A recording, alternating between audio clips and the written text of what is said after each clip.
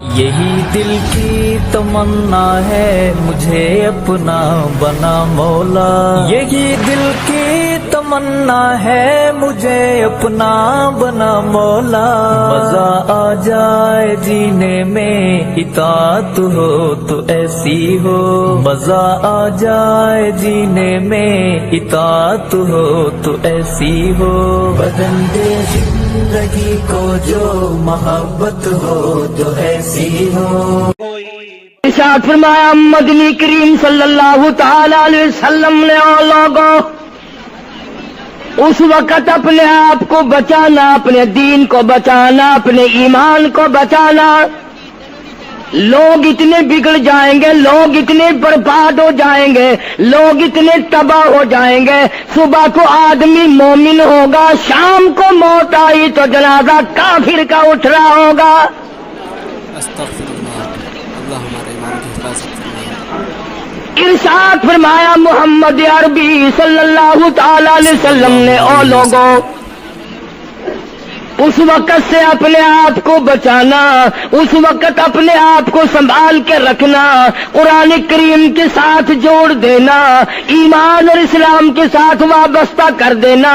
لوگ اتنے بگڑ جائیں گے، ہر کوٹھی، ہر بنگلہ، ہر مکان، ہر دکان، ہر ہوٹل، ہر تمام کے تمام چاروں طرف سے قرآن کریم کے بجائے، درود پاک کے بجائے، استغفار کے بجائے، کلمہ طیبہ کے بجائے کنجری کی آواز آنے لگے گی۔ استغفر اللہ، اللہ ارشاد فرمایا محمد کریم صلی اللہ تعالی علیہ وسلم نے او لوگوں اس وقت اپنی زندگی کا خاص خیال کرنا، لوگ اتنے تباہ ہو جائیں گے، جنازہ بنگلے سے نکلے گا، جنازہ کوٹھی سے نکلے گا، جنازہ شاہی محل سے نکلے گا، جنازہ ایوان صدر سے نکلے گا، جنازہ بہت بڑے ڈیرے سے نکلے گا، جنازہ بہت بڑی شاہی منزل سے نکلے گا۔ حال یہ ہوگا مرنے والے کے پلے ایمان کی رتی نہیں۔ اللہ اپنا رحم کرے ہمارے ایمان مشکاۃ شریف میں حدیث پاک موجود ہے، ارشاد فرمایا کالی کملی والے صلی اللہ تعالی علیہ وسلم نے او لوگوں موت کے وقت کی پیاس کا انتظام کرو، اتنی شدید پیاس لگتی ہے، اتنی سخت پیاس لگتی ہے، سمندر پلا دو پیاس نہیں بجھتی۔ بھیانک منظر ہوگا، اللہ آسان ارشاد فرمایا مدنی کریم صلی اللہ تعالی علیہ وسلم نے او لوگوں موت کے وقت کی تلخی سے پناہ مانگو، کڑوا پن سے پناہ مانگو، موت کے جھٹکے سے پناہ مانگو۔ اتنا سخت منہ کڑوا ہو جاتا ہے، آدمی کے مرنے کے بعد بھی لاکھوں برس تک منہ کڑوا رہتا ہے۔ اللہ حفاظت کرے۔ ارشاد فرمایا مدنی کریم صلی اللہ تعالی علیہ وسلم نے او لوگوں موت کے صدمے سے پناہ مانگو، موت کے جھٹکے سے پناہ مانگو، موت کے وقت سے پناہ مانگو۔ اتنا زبردست جھٹکا لگتا ہے، آدمی کے بدن میں منوں کے حساب سے لہو ہوتا ہے، جھٹکا لگنے سے ایک قطرہ باقی نہیں رہتا۔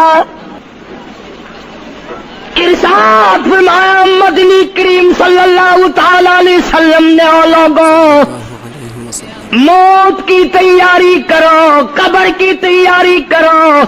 موت کا جھٹکا لگنے سے کانوں کے پردے پھٹ جاتے ہیں، اللہ اکبر، کتنا دردناک منظر ہے، اللہ حفاظت، آنکھوں کا نور ختم ہو جاتا ہے۔ اللہ حفاظت فرمائے۔ ارشاد فرمایا محمد کریم صلی اللہ تعالی علیہ وسلم نے او لوگوں موت کے وقت کے پسینے سے پناہ مانگو، اتنا زبردست پگھر پسینہ آتا ساری زندگی میں کبھی نہیں آیا۔ موت کی گھبراہٹ سے پناہ مانگو، اتنی زبردست گھبراہٹ ساری زندگی میں کبھی نہیں آئی۔ آخری وقت ہے، کروٹیں بدل رہا ہے، کبھی پیر اکٹھے کرتا ہے، کبھی ہاتھ مارتا ہے، بےتابی ہے، الجھن ہے، بے قراری، پریشانی ہے، آخری وقت ہے. بیٹی نے پوچھ لیا ابا جان کیا تکلیف ہے؟ کہتا لخت جگر، کھانسی نہیں، درد نہیں، پیڑ نہیں، بخار نہیں، سانس لیتا ہوں ایسا معلوم ہوتا ہے ہزاروں کانٹوں والی ڈھنگریوں کے اوپر سے گھسٹ کے سانس آ رہا ہو. کلو نفس ذائقۃ الموت، ہر ایک نے موت کا ذائقہ چکھنا ہے. بے شک. ہر جاندار نے موت کا ذائقہ چکھنا ہے. بے شک. صحابہ کرام نے سوال کر دیا جناب محمد عربی صلی اللہ تعالی علیہ وسلم سے، کالی کملی والے آدمی کی جان کیسے نکلتی ہے؟ فرمایا ریشمین کپڑا لے لو، خاردار جھاڑ پہ ڈال دو، پلہ پکڑ کے کھینچ لو، جیسے وہ تار تار ہو جاتا ہے آدمی کی یوں رگوں کو توڑ کے رکھ دیا جاتا ہے. منظر سے حدیث پاک میں آتا ہے کہ فرشتہ رگوں میں غوطہ مار مار کر گھسیٹ گھسیٹ کر روح کو گھسیٹ کے لاتا ہے. والنازعات غرقا، قسم ہے ان فرشتوں کی جو روح کو رگوں میں سے غوطہ مار مار کر گھسیٹ کر لاتے ہیں. آج میری تیری کیا مجال ہے، کیا جرت ہے؟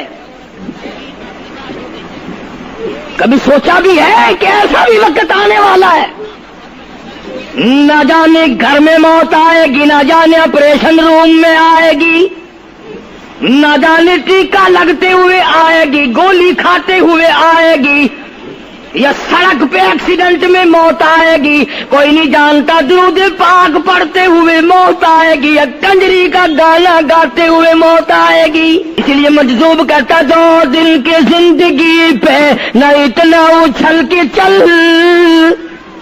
2 دن کی زندگی پہ نہ اتنا اچھل کے چل، یہ راستہ ہی چل چلاؤ کا ہے ذرا سنبھل کے چل. بے شک. ہزاروں تیرے جیسے آئے، جب جانے لگے تو کوئی دنیا میں اندھیرا نہیں ہوا. خدا جانے یہ دنیا جلوہ گاہ ہے، ناز ہے کس کی؟ خدا جانے یہ دنیا جلوہ گاہ ہے، ناز ہے کس کی؟ ہزاروں اٹھ گئے لیکن وہی رونق ہے مجلس کی.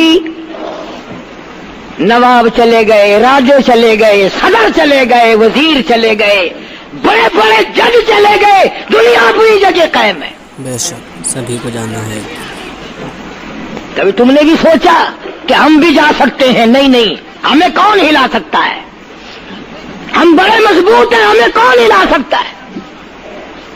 افسروں کو دیکھو ان کی کھوپڑی بگڑی ہوئی، ملازمین کو دیکھو وہ خدا کے قرآن کے باغی، ذمہ داروں کو دیکھو وہ محمد مصطفیٰ کے دین کے باغی.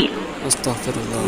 اللہ ہمارے ایمان کی حفاظت فرمائے. ہم پیروں فقیروں مولویوں کو دیکھو بہانے بنا بنا کر کے دین کا ستہ ناش کر رہے ہیں. تمام اعمال خدا کے سامنے، اس نے بڑوں بڑوں کو رگڑ دیا. تمہاری میری کیا ہستی ہے؟ کروڑوں کے مربوں کے مالک دنیا سے چلے گئے. بے شک. لاہور انارکلی میں چلے جاؤ، قطب الدین ایبک کی قبر پہ جا کے دیکھو، جس کا ایک حکم ملتے ہی در خیبر سے چاٹا گام کی پہاڑیوں تک لرزہ مچ جاتا تھا. وہاں جا کے دیکھو لکھا جن کی ڈنکی سے گرجتے تھے زمین و آسمان، جن کے ڈنکے سے گرجتے تھے زمین و آسمان، اور گھاس ہے ان کی قبر پر اور نشان کچھ بھی نہیں، جھاڑ ہے ان کی قبر پر اور نشان کچھ بھی نہیں. بادشاہوں کی قبروں پہ جھاڑ کھڑے ہیں، بڑی بڑی رانیوں کی قبروں پہ جھاڑ کھڑے ہیں، بڑی بڑی ملکاؤں کی قبروں پہ درخت کھڑے ہیں، بڑی بڑی حسین آنکھوں کو کیڑوں نے کھا کے ختم کر دیا. ایسے ایسے لب سرخ باریک پتلے لب کیڑوں نے کھا کے مکا دیے. اللہ ہم سب کی عذاب قبر سے حفاظت فرمائے. اسی لیے قرآن کریم للکار کے کہتا ہے، فرمایا وَنُفِخَ فِي الصُّورِ، فَإِذَا هُم مِّنَ الْأَجْدَاثِ إِلَىٰ رَبِّهِمْ يَنسِلُونَ. جب قیامت کا سور پھونکا جائے گا، ہر آدمی اپنی قبر سے نکلے گا، کہیں گے قالوا یا ویلنا من بعثنا من مرقدنا هذا ما وعد الرحمن وصدق المرسلون.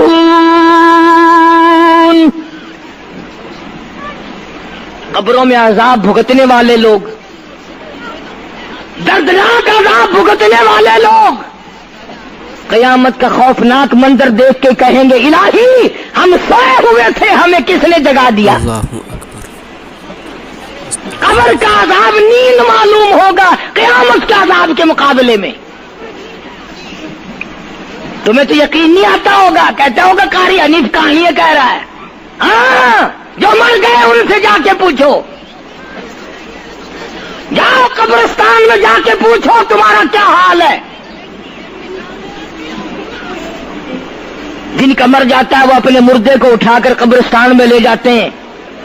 قبر کھودی، پرانا مردے کی ہڈیاں نکل آئیں، ان ہڈیوں کو نکال کر باہر رکھا، گاڑا پکڑاتے، اینٹ دیتے، اپنی میت کو اتارتے، ان ہڈیوں پہ پیر آ گیا، اس کھوپڑی پہ پیر آ گیا جو پہلی قبر سے نکال کے رکھی تھی.